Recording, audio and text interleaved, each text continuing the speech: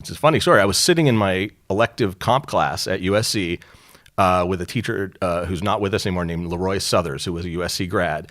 And Dr. Southers' roommate in college when he was at SC was Ralph Grierson.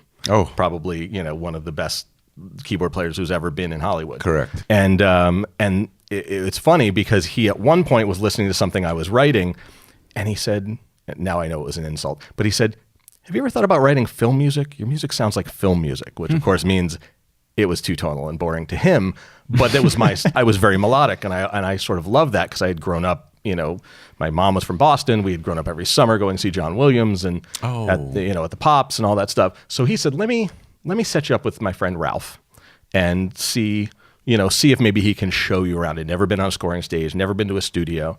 And so he calls me up one night and says, come meet me tomorrow at the old Universal stage, which isn't with us anymore. Yep. And when I got there, he gave me a little keyboard case, and he said, walk in, sit next to me, don't say anything to anyone, and just watch. And I didn't even know what the You were an undergraduate? I was an undergrad. I was a sophomore. And so I walked in, and I'm sitting on this thing, on this stool, and in walks Henry Mancini. And on a break, Ralph introduces me and he says, call me Hank, which I was sort of wigged out about. Of course, I was well aware of who he was. But the amazing thing about it, and it was funny because it was the Tom and Jerry movie. Perfect. Back then. So it was an animated movie. And in the morning, 2 cues didn't fly. And he rewrote the cues on the lunch. And it was literally, he took the same musical material and he turned a fugue into a big band chart, and then it was ridiculous, like literally at the piano, just scratching it out and throwing to a copyist. So within 45 minutes, he had rewritten 2 cues, totally different styles.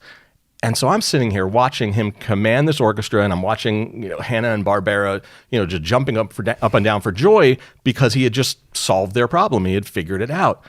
And as someone who likes to change their style of music and to always like to sort of write something new and be able to play in any stylistic sandbox, I just watched a guy in one day jump from classical fugue to big band to there was even I think there was like a tarantella or something, all in one day. And so I kind of said, oh my God, this is the job I need to do, where every day can be a different style. And I literally went the next morning at 9 a.m. I was knocking on Buddy Baker's door at USC, who was the head of the scoring program.